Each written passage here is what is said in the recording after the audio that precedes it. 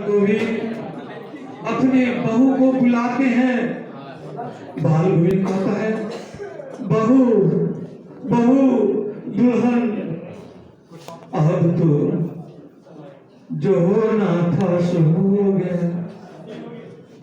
जो होना था सो हो गया। बहू मेरी एक अंतिम इच्छा है बेटा, अंतिम इच्छा पूरा कर दे। मेरी इच्छा है कि मेरे इस अभागे बेटे का अंतिम संस्कार तुम अपने हाथों से कर देना बेटा, अपने हाथों से कर दे।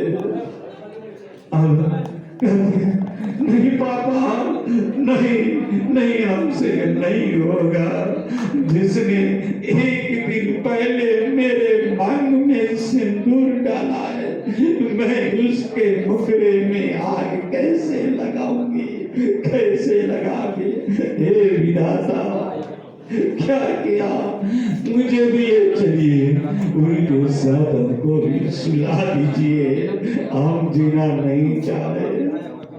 अब गांव के लोग उस जनाजे को उठाकर श्मशान लिए जा रहे हैं। राम नाम सत्य है, राम नाम सत्य है, भरते हुए वो लोग श्मशान तक पहुंच गए। उधर चिता लगी हुई है, चिता पर उस बच्चे को, मोहन को, बाल गोविंद के लाल को अब सुलाया जा रहा है। बाल गोविंद रह रह कर अपने बेटे को देख रहा है कि कल तक इस बच्चे को मैं किस तरह गोद में लेकर, मेर पर लेकर टोकरी से ढक ढक कर पाला था, दूध पिलाया था। आज यह मुझे छोड़ के जा रहा है। हे भगवान, इस भागन के लिए तूने क्यों मेरे घर इसको पैदा किया था। अब चिता तैयारी है, बाल को भी अग्नि संस्कार की तैयारी करो। अब बाल गोविंद अपने बहू को बुलाता है, बहू बहू आजा बेटा, आजा बेटा, आजा, अपने पति को अंतिम संस्कार कर दे, अंतिम संस्कार कर दे। अब बहू आती है, बहू को लोग पकड़ कर लाते हैं, कराते, पाओ सीता के पास पहुंचती है। सीता के पास जाने के बाद उसे हाथ में जलती हुई लकड़ी, उस लकड़ी जलते हुए लकड़ी को उसे हाथ में देते हैं और बेटा बहू देते अपने सुहाग के मुख में आग, भगवान को यही मंजूर है। अब वह कर बेहोश हो जाती है, उठती है, विधाता खुद रहती है, हे विधाता, हे भगवान, यह कौन सा पाप था मेरे नसीब में, जिसने मेरे मांग में सिंदूर तो कल ही डाला था, जिसने अपने हाथ से मुझे सजाया था। आज मैं इस हाथ से अपने सुहाग के मुख में आग कैसे लगाऊं, कैसे लगाऊं। छोड़िए, मुझे भी इनके साथ सुना दीजिए, मैं भी इनके साथ चल जाऊंगी। पापा पापा, मैं जी कर क्या करूंगी पापा, मुझे भी इन्हीं के साथ बात जाने दीजिए, जाने दीजिए। लोग पकड़ते हैं, फिर बहू को हाथों में लकड़ी पकड़ाई और उस हमारे पति के मुख में जो एक दिन के लिए सुहागन बनी थी वो लड़की अपने सुहाग के मुख में आग लगाती है। आग जैसे ही लगता है उसके बगले में वह बेहोश होकर गिर जाती है। लोग संभाल नहीं पा रहे।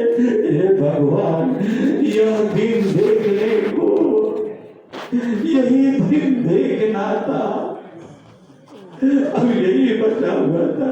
लोग बहू को संभाल रहे हैं, संभालते हुए बहू को संभाल कर पानी छिड़क गए और बहू जैसे ही उठी जीने नहीं दीजिए, जीने नहीं दीजिए, उनको इन्हीं के साथ सोला दीजिए। तो ऐसा मुझ पर रहम कीजिए। गाँव वाले, बहुत पापी हूँ, मुझे अपने पति के साथ जाने दीजिए। मैं चला जाऊंगा, चले जाऊंगी, मैं इसके साथ चले जाऊंगी। मुझे मत चाहिए, मैं जीना नहीं चाहता। बात हुए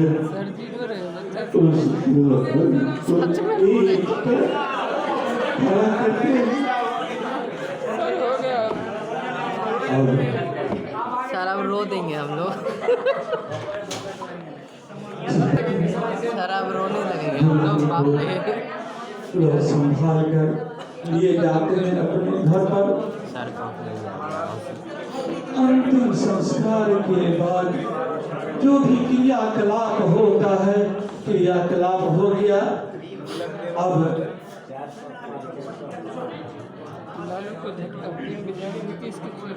लड़की के मायके वाले को बुलाया जाता है। बाल गोविंद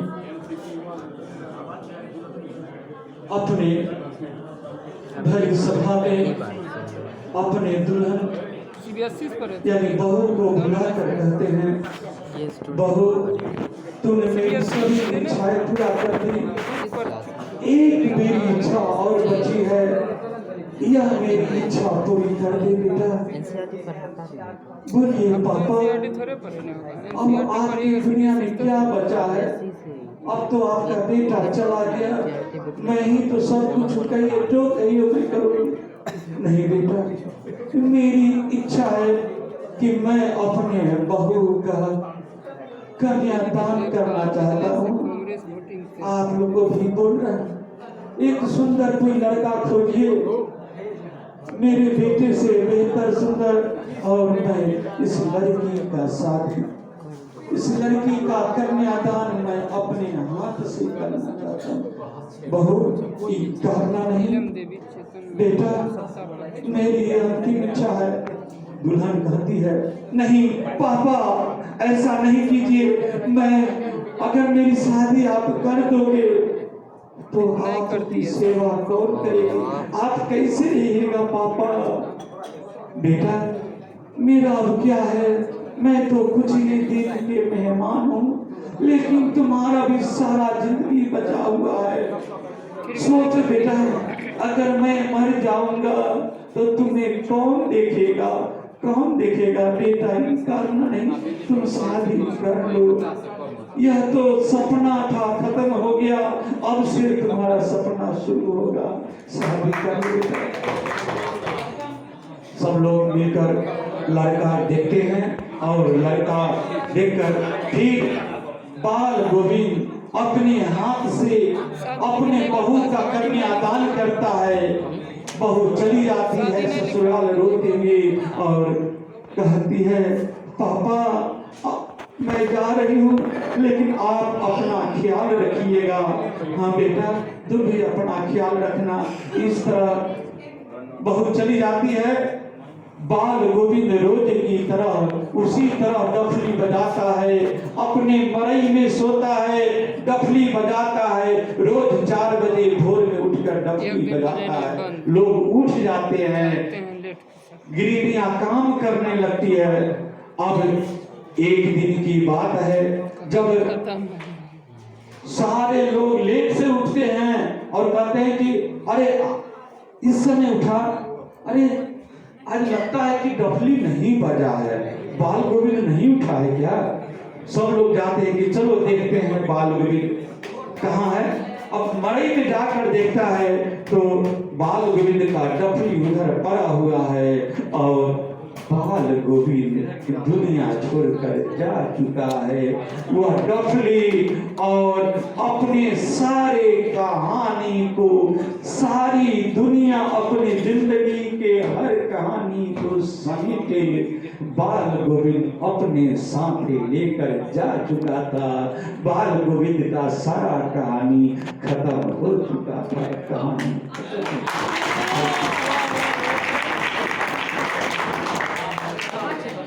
बताइए यह कहानी आप लोगों को कैसी लगी?